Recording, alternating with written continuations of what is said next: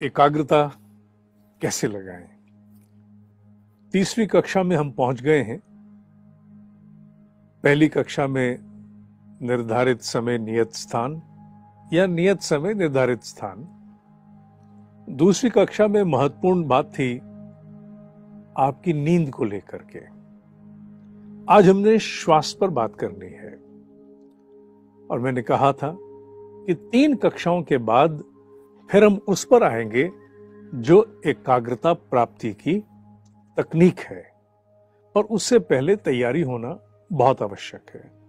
बहुत से लोग बहुत बड़े बड़े उद्देश्य को पूरा करने के लिए जब बिना किसी तैयारी के, बिना पूर्व के अभ्यास के कूद पड़ते हैं तो क्या होता है?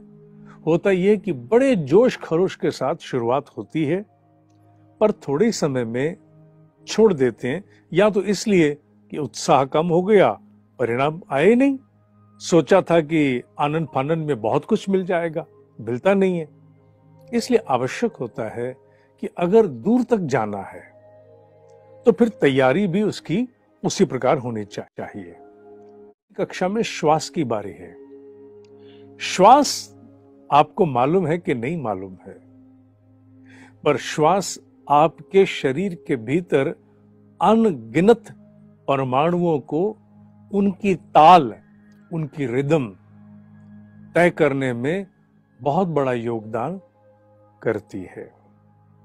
श्वास सामान्यतः तो हम कब लेते हैं, कैसे लेते हैं, छोड़ देते हैं, आभास भी नहीं होता। हाँ, ये सच है। आभास हो ना हो, पर जैसी मनस्थिति होगी उसका पूरा प्रभाव श्वासों पर अपने आप आना शुरू हो जाता है। यूं तो ये एक स्वतंत्र विज्ञान है जिस पर मैं नहीं जाऊंगा, पर हां, उतना आवश्यक है जाना जितने भर से आपकी एकाग्रता लगाने वाली जो साधना है उसमें सहायता प्राप्त हो। श्वास के द्वारा आप अपने मस्तिष्क के भीतर एक संतुलन ला सकते हो, क्योंकि एकाग्रता के लिए जो साधना आपने करनी है उसमें अगर मस्तिष्क स्थिर नहीं होगा तो क्या आप वो साधना लगा पाओगे, कर पाओगे? नहीं कर पाओगे। आप वो साधना बिल्कुल नहीं कर पाओगे। अस्थिर मन के साथ झमाझम अंदर चल रहा है। ऐसे झमाझम में आप मस्तिष्क को संतुलन नहीं दे पाओगे, क्योंकि मस्तिष्क को संतुलन देने का तात्पर्य है सारी गतिविधियों को दिमाग में से हटा देना। और ये कठिन प्रतीत होता है, क्योंकि दिमाग को इतना जीवन जीते अभ्यास है। मूवी देखते समय दिमाग क्यों टिक जाता है? टीवी सीरियल देखते समय, क्रिकेट मैच देखते समय क्यों स्थिर हो जाता है? इसलिए स्थिर हो जाता है कि हमें अभ्यास है कि हमारे सामने कुछ झमाझम चलाओ, हम उसमें घुल मिल जाते हैं, हम उसमें खो जाते हैं, तारतम्य बैठ जाता है। इसलिए सबसे ज्यादा पुस्तकें इस पूरी पृथ्वी पर कौन सी बिकती हैं? फिक्शन, काल्पनिक। कल्पना के माध्यम से कहानियां रची जाती हैं, कल्पना के माध्यम से लोगों को उन कहानियों में बांध लिया जाता है, चाहे वो सीरियल्स के माध्यम से हो या मूवीज के माध्यम से, और लोग 2-3 घंटे तक उन कहानियों में उलझ करके समझते हैं कि हमने अपने आप को आज मनोरंजन दे दिया। पर वो मनोरंजन अपने आप में फिर से एक एक्टिविटी है और जिसकी सीमा बहुत थोड़ी सी है, जबकि एकाग्रता के लिए आपको सभी प्रकार की मस्तिष्क की एक्टिविटी को शांत करना है। इसीलिए पूर्व की तैयारी की जरूरत है। अगर आपको केवल एंटरटेन करना हो तो इसकी कोई जरूरत नहीं है। एक कहानी शुरू कीजिए, आप बीच में खो जाओगे, हो गया काम। तो क्या आप एकाग्रता में सिद्ध हो पाए? नहीं। आप अपनी रुचि के अनुसार होने वाले काम में तो एकाग्र हो पाओगे, पर जो आपकी रुचि में नहीं आता है उस पे एकाग्र नहीं हो पाओगे। जीवन के महत्वपूर्ण विषयों पर आपको संघर्ष करना है, आप एकाग्र नहीं हो पाओगे। सामने की समस्या का विश्लेषण करके उस पर नई नीति, नए कदम बढ़ाने हैं, आप एकाग्र नहीं हो पाओगे। इसीलिए तो कहते हैं कि बच्चे मूवी में तो बड़ा कंसंट्रेट करते हैं। डफर से डफर बच्चा जिसके 30% भी नहीं आते, पूरी एकाग्रता से फिल्म देखता है। पर जैसे ही बात पढ़ने की आती है, फिजिक्स, केमिस्ट्री, हिस्ट्री, ज्योग्राफी की बात आती है, नानी मर जाती है। अर्थात रुचियों का दास बनकर के एकाग्रता जब चले तो उसे एकाग्रता नहीं मानना चाहिए। एकाग्रता कैसे लगाएं? एकाग्रता लगाने का तात्पर्य आपको आपकी रुचियों की दासता से मुक्त कराना है, आपको स्वतंत्रता दिलानी है, ताकि आप अपनी एकाग्रता वहां लगा सको अपनी इच्छा से, जहां से जीवन को कोई सार्थक उपलब्धि अर्जित कराई जा सकती है। आप दास होकर के, गुलाम बन करके अपनी रुचि के पीछे पीछे मात्र एकाग्र होते रहो, ये नहीं आओ मुझे बांध लो ना। पशु होकर के थोड़ी ना, नर का स्वरूप लिया है तो पशु होकर के थोड़ी ना, नर का स्वरूप लिया है तो नर के रूप में ही जीवन जीना है ना। जीवन के बड़े बड़े संकल्प पूरे करने हैं, जीवन के बड़े उद्देश्यों की परिकल्पना करनी है, संघर्ष में से सफलता पूर्वक आगे बढ़ना है ना। और अगर ऐसा करना है तो तुम्हें वो एकाग्रता आनी चाहिए जो तुम्हारे इच्छा के अनुरूप तुम्हारे मुख्य मूल शाश्वत संकल्प के प्रति हो, ना कि रुचि की दास हो। समझ में आई? इसलिए इस पूर्व के अभ्यास की तैयारी है। इस पूर्व के अभ्यास की तैयारी इसीलिए है, इसीलिए बात नियत समय निर्धारित स्थान, इसीलिए बात अपने आप को उठाने की, अपने आप को संकल्प में बांधने की। कलावा बांधते हैं ना, 3 बार घुमाते हैं कलाई पर। क्यों? अपनी सतो, रजो और तमो, तीनों ऊर्जाओं को। सतो, तमो, रजो माने कभी तो हम लोग बड़े विवेक में होते हैं, हाँ मुझे जीवन में बस ये करना ही है। कभी हम बड़े एग्रेशन में आते हैं, करके छोड़ेंगे। और कभी तमो में होते हैं, देख लेंगे ना।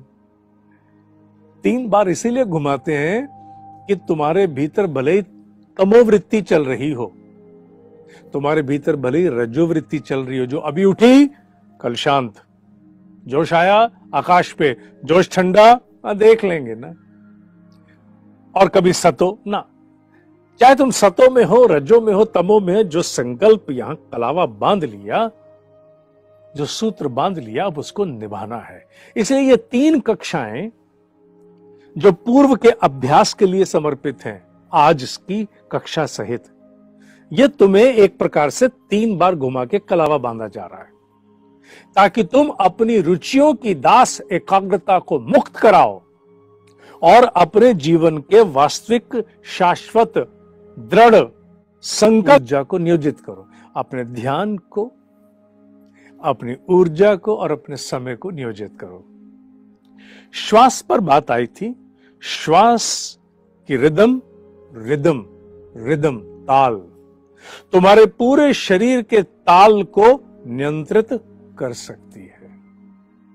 प्राणायाम का एक सबसे बड़ा उद्देश्य तो है ऊर्जा को भीतर बुलाना, प्राण को डिसिप्लिन करना।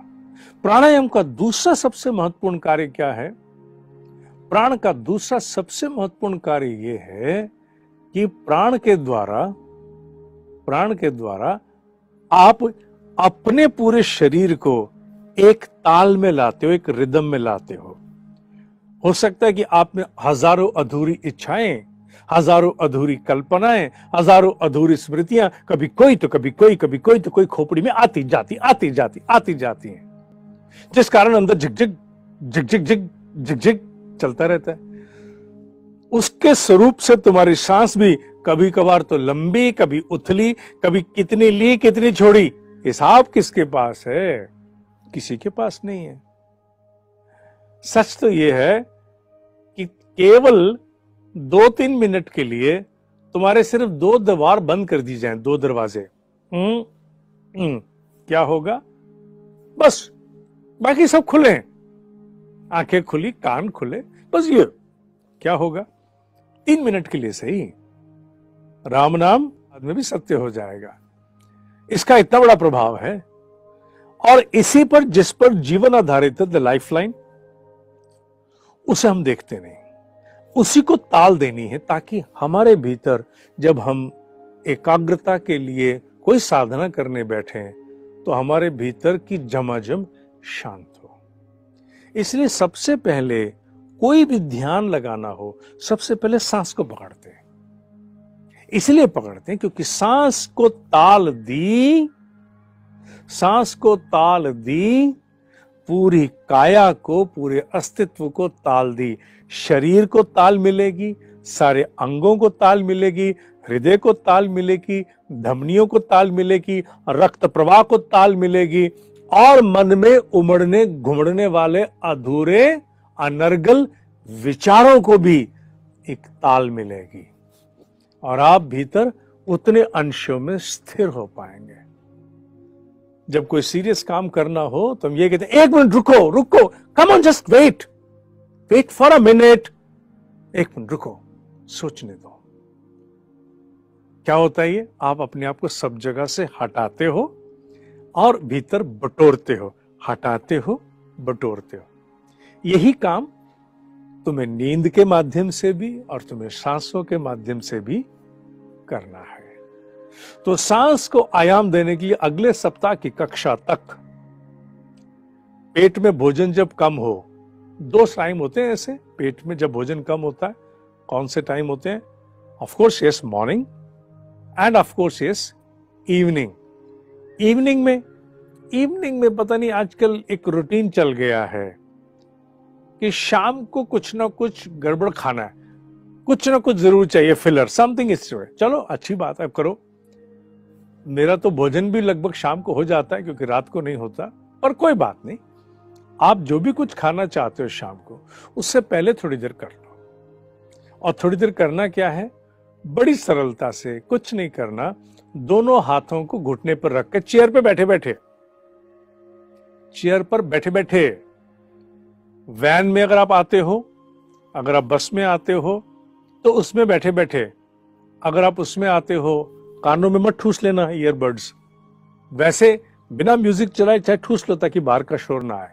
बैठे हुए दोनों घुटनों पर अपने दोनों हाथ रखे, इतना बहुत है, कमर सीधी, और कुछ नहीं, गिन करके 21 बार सुबह, 21 बार शाम को एक्सपीरियंस करना है सहज धीमी श्वास।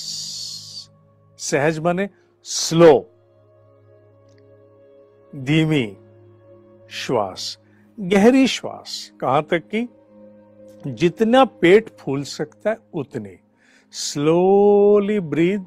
और ध्यान का रखना है, ध्यान ये रखो कि नासिका से श्वास गया, पेट तक पहुंचा, फॉलो करो, ट्रैक करो, चेज करो श्वास को। और जैसे रोकना है, नहीं, ज्यादा नहीं रोकना, और फिर फॉलो करो, ट्रैक करो, चेज करो श्वास को, वैसे ही धीरे से छोड़ देना है, वेरी स्लो। तुम्हारी जो भी गति बने उस गति से करो। एक बार दोनों नासिका से, ना इसको ना इसको, कुछ नहीं करना। Please don't get involve into permutation combination, ये दम बंद के वो खोल, छोड़ दो, वो सब बाद में बताएंगे। पहले बेसिक्स आनी चाहिए। बेसिक्स आए बिना जब हम इस पे शुरू हो जाते हैं तो क्या होता है कि हम हाथ फैला करके रनवे पे दौड़ते हैं कि मैं उड़ जाऊंगा। ऐसे थोड़ी उड़ता है ऐसे नहीं उड़ता है। उड़ने के लिए एरोडायनेमिक्स के कुछ सूत्र अपनाने पड़ते हैं, और जब तक वो नहीं आएंगे उड़ पाओगे, करते रहो कई साल तक, उड़ नहीं पाओगे, भागते रहोगे, खेल हो जाएगा। वो भी सिखाएंगे, पर अभी समय है उसमें, अभी इतना कर लो। अभी एक बार सांस सहजता से लिया, छोड़ा, दूसरी बार लिया, छोड़ा, तीसरी बार, 21 बार सुबह, 21 बार शाम को। और मैंने कहा था ना, अपने आप को याद दिलाते रहना कि मुझे सुबह सूर्योदय से 1 घंटा पहले उठना है, भले ही मैं 15-20 मिनट के उठ करके साधना करके फिर सो जाऊंगा या सो जाऊंगी, डजेंट मैटर। साधना के लिए लड़का लड़की एक समान, ठीक है। 4:30 उठना है और फिर साधना करके सो जाना है। पिछले 2 हफ्तों से तो कह ही रहे हो अपने आप को, 1 हफ्ता और कहते रहो, अभी भले ही ना उठो। क्यों? इसलिए कहते रहो ताकि तुम्हारा जो ये अज्ञ है, माने जो लंबे समय की डायरेक्शन मानता है, वो शरीर और मन तैयार हो चुके होंगे। 3 हफ्ते से कह रहा है ये, 3 हफ्ते से कह रही है, ये कुछ करेगी मानेगी नहीं, है ना। ठीक उसी तरह से 21 बार सुबह जेंटल ब्रीदिंग, सहजता से लेना और ट्रैक करके छोड़ देना। 1 और फिर 2, लाइकवाइज 21 टाइम्स। और उसके बाद हाथों को ऐसे करना, सूंघना, मुंह पे मल लेना, and you'll feel charged. You will feel here charged. कोशिश करना 5-7 मिनट इसके बाद किसी मेटल को मत छूना, ठीक है। कोई बात नहीं, बस में बैठे हो, मेट्रो में बैठे हो, सीट मेटल की है, कपड़े पहने हैं, कोई दिक्कत नहीं, डजंट मैटर। पर अपने हाथों से मत छूना, एनर्जी बहुत होती है ना इनमें। उस समय बस घुटनों पे हाथ रखने तुमने, ऐसे हाथ दोनों घुटनों पर रख लेना, इससे ज्यादा कुछ नहीं। अभी सिर्फ इतना करना है और इतना करके अपने आप को तैयार करना है कि अब अगली बार से हम एकाग्रता की साधना में कुछ आगे बढ़ने जा रहे हैं। और जो पिछला जो कुछ बताया वो साथ में है। रात की नींद को नहीं छोड़ना, जैसे बताया वैसे ही करना। मैंने तुम्हें कहा था कि तुम्हारे कोई प्रश्न हो तो तुम इसी फेसबुक के मैसेज के माध्यम से या यूट्यूब के मैसेज के माध्यम से मुझसे पूछ सकते हो, जिन्हें मैं अपनी क्षमता से तुम्हें स्पष्ट करूंगा और निश्चित रूप से तुम्हें लाभ मिलेगा। धीरे धीरे जब तुम इसे करना शुरू करोगे तो समय लगता है हर चीज में। तुम देखोगे कि 1.5-2 महीनों में बहुत कुछ जीवन में बदलना शुरू हो गया है। वो सब भी बदला है जिसे बदलने की तुमने अभी कोशिश भी नहीं की, वो भी बदल गया। क्यों? क्योंकि तुम बदल रहे हो। जब तुम बदलते हो ना, तो तुम्हारे आसपास की दुनिया भी बदलना शुरू कर देती है। इन श्वासों का अभ्यास को हल्का मत लेना, हल्का मत लेना, गंभीरता से लेना। और जैसा मैंने कहा है वैसा ही करना, ठीक है। अगली कक्षा में फिर बात करेंगे।